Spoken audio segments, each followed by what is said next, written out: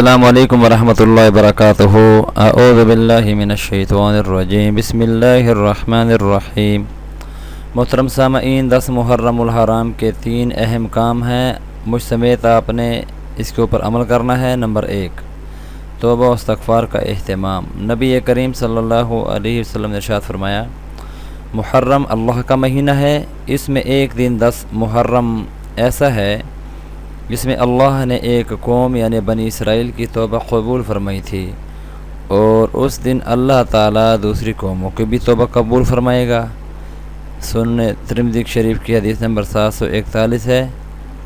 Number 2، روزہ رکھنا ہے۔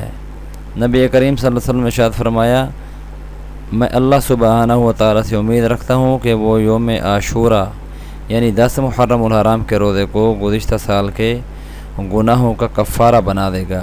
صحیح مسلم کی حدیث نمبر 2747 ہے۔ نمبر 3، اہل و عیال پر فراخ دلی سے خرچ کرنا۔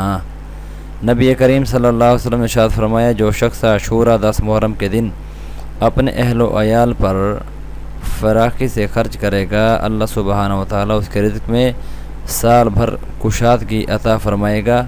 کتاب کا حوالہ اس کا بھی آپ کے سامنے موجود ہے۔ محترم سامعین، میں امید کرتا ہوں انشاءاللہ العزیز 10 محرم الحرام کے دن آپ یہ 3 کام مجھ سے ضرور کریں گے۔ اللہ عمل کی توفیق عطا فرمائے۔